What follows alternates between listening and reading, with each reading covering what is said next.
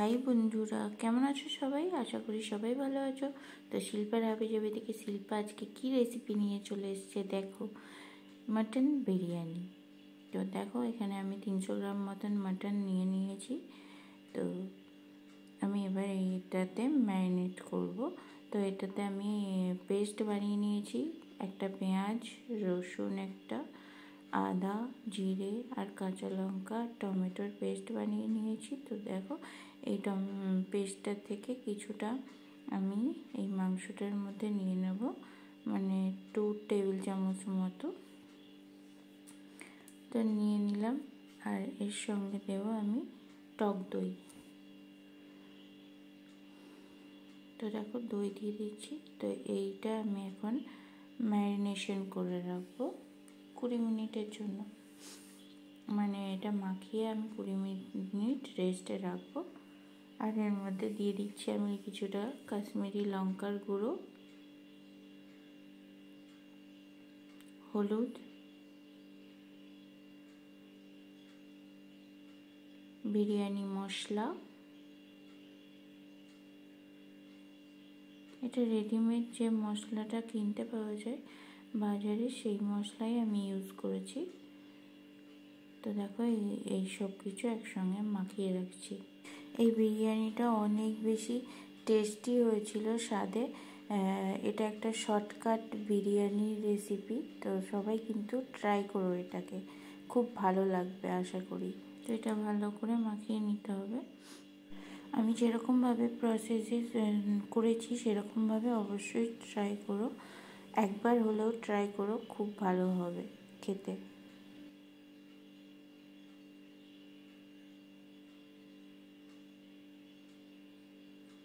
তো এটা আমার মাখানো কমপ্লিট।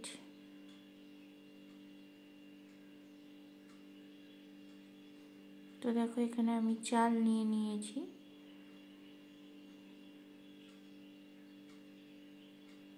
আর এখানে বিরিয়ানির জন্য আলু কেটে নিয়েছি,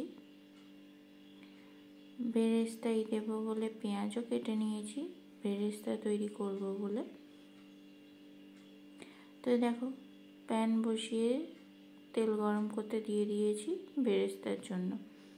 তো তেলটা গরম হলে আমি পেঁয়াজগুলো দিয়ে দেব। তো দেখো আমি বেরেস্তার জন্য পেঁয়াজ দিয়ে দিলাম তেলের মধ্যে।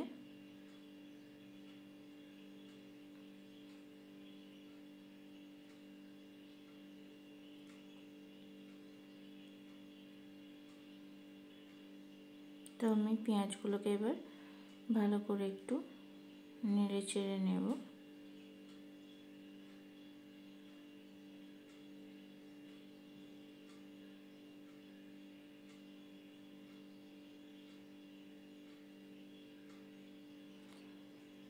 উপর থেকে একটু নুন ছিটিয়ে দিলাম যাতে তাড়াতাড়ি হয়ে যায়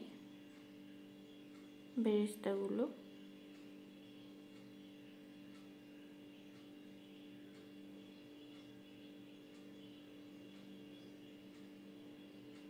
বেরেস্তাটা আমার তৈরি হয়ে গেছে। এরকম পর্যায়ে আমি এটাকে উঠিয়ে নেব। তো আমি এখানে এক্সিট অয়েলটা বের করে নেওয়ার জন্য এই যে এইটা কেটে দিয়েছি।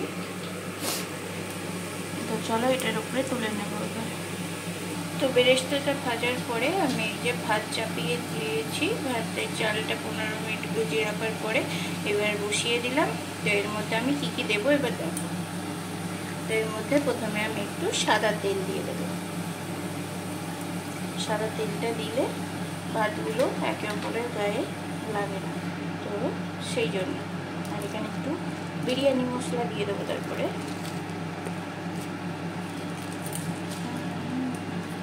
তো এটার মধ্যে আর দিচ্ছি 2টো তেজপাতা, দারচিনি,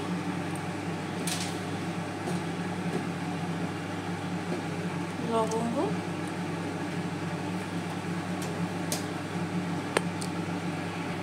আর এলাচ। তো এগুলোকে আমি এবার খুন্তির সাহায্যে নাড়িয়ে দেব।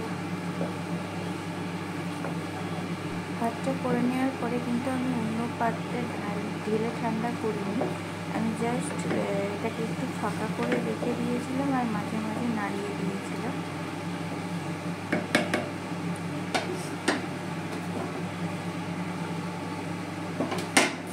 তো আমি এখানে একটু নুনও দিয়ে দেবো, নুন দিয়েও একটু নাড়িয়ে দেবো। তারপরে ভাতটা হওয়ার জন্য আমি এখন অপেক্ষা করব। এই যে ম্যারিনেট করা মাটনটার মধ্যে আমি এবার কিছুটা বেরেস্তা দিয়ে দেবো।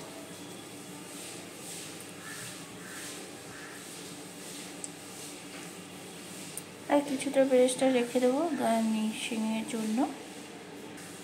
আর এখানে বেরেস্তা ভাজা তেলের থেকে মানে তেলটার থেকে কিছুটা তেল মাটনটার মধ্যে দিয়ে দেবো।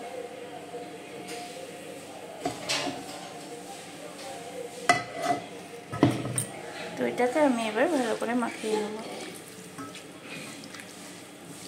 এটাতে টেস্টটা আরও ভালো হবে।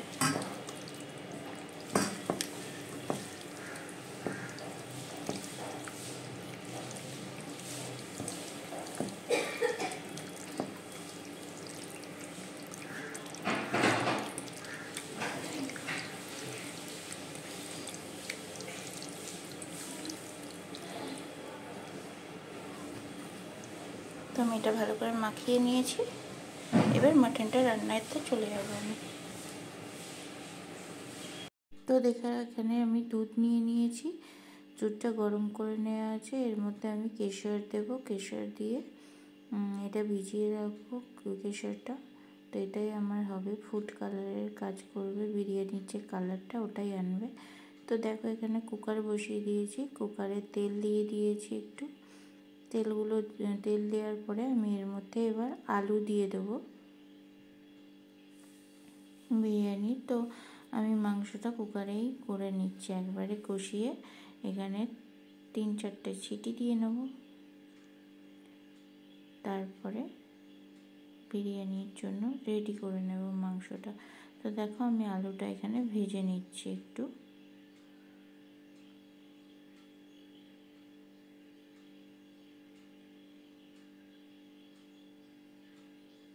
তো আলুটা ভাজা হয়ে গেলে আমি এখানে দেখো ভাতটাও আমার হয়ে এসেছে। ভাতের মধ্যে আমি একটু গোলাপ জল আর কেওড়ার জল দিয়ে দিচ্ছি।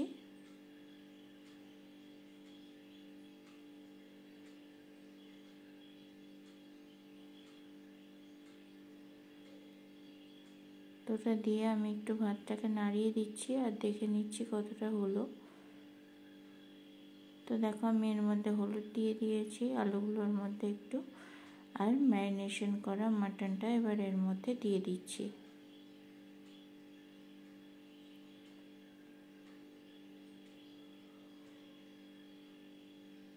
তো এবার একসঙ্গে আমি ভালো করে কষবো এটাকে।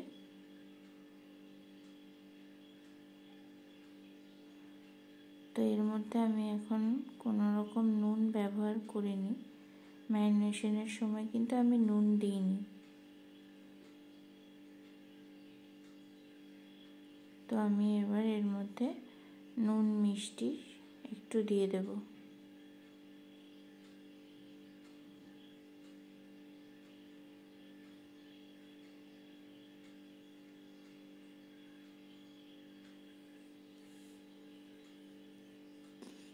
তো দেখো আমি এটাকে ভালো করে কষাচ্ছি। তো এটাকে আমি পুরো লাগাইনি, একটুখানি। এটা আমার ভালো করে কষানো হয়ে গেছে, আমি এবার পরিমাণ অনুযায়ী জল দিয়ে দেবো।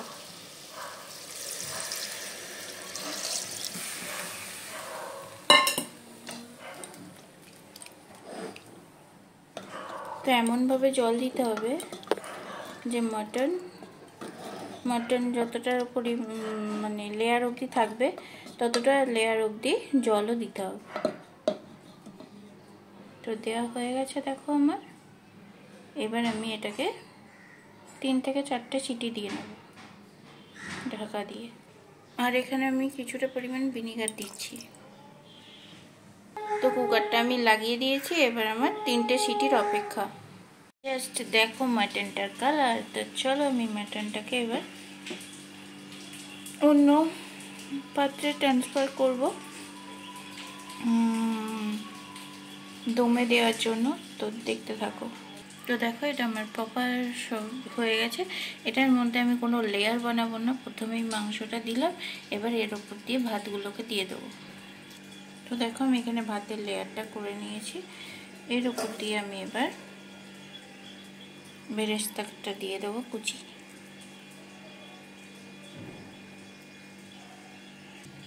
তো ওপর দিয়ে একটুখানি কেওড়ার জল দিয়ে দেবো,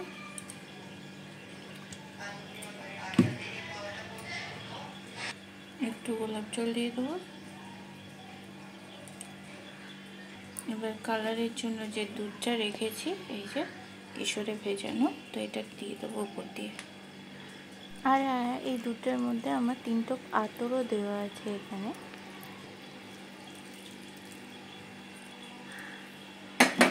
আর একটু ঘি দিয়ে দেবো উপর দিয়ে। তো উপর দিয়ে এবার একটু ঘি দিয়ে দিচ্ছি চারিদিকটায়।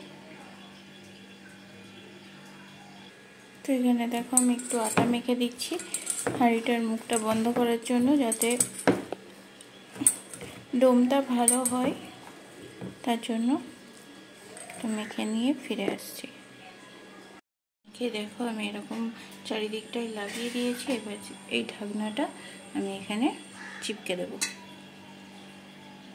তো চিপকে দেওয়ার পর দমে বসাবো। এবার দমে বসাবার জন্য আমি একটা তাওয়া নিয়ে নেব। তাওয়া বসিয়ে দিয়েছি, ফুল দমে দিয়ে দিয়েছি, যাতে তাওয়াটা তাড়াতাড়ি গরম হয়ে যায়। তো গরম হলে এটার উপরে আমি বসিয়ে দেবো। খুব ভালো করে গরম হয়ে গেছে। এবার আমি হাঁড়িটা এর মধ্যে বসিয়ে দেবো। তো আমি বিরিয়ানির হাঁড়িটা বসিয়ে দিলাম। প্রথমে 10 মিনিট ফুল আঁচেই রান্নাটা হবে, মানে দমটা হবে। তারপরে আমি লো ফ্লেমে দিয়ে আরও 10 মিনিট রাখবো। তারপর বন্ধ করে দেব আঁচ বন্ধ করে দিয়ে আরও 15 মিনিট 20 মিনিট পরে খুলবো। তো এটা এখন দমে বসে থাকবে আমার 20 মিনিট মতন, 20-25 মিনিট মতো। তো দেখতে থাকো, তারপরে দেখাচ্ছি।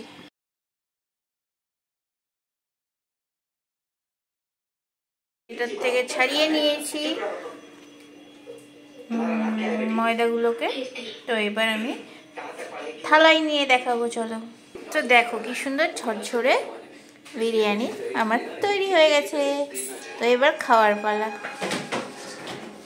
চলো খেয়ে নেওয়া যাক। তো বিরিয়ানি তোমাদের যদি ভালো লাগে থাকে তাহলে লাইক, শেয়ার, সাবস্ক্রাইব করে আমার পাশে থেকো সবাই। তো চলো দেখা হচ্ছে তোমার পরের কোনো ভিডিওতে, হয় রেসিপির ভিডিও কিংবা ব্লগ ভিডিওর সঙ্গে। ততক্ষণ অবধি খুব ভালো থেকো, টাটা।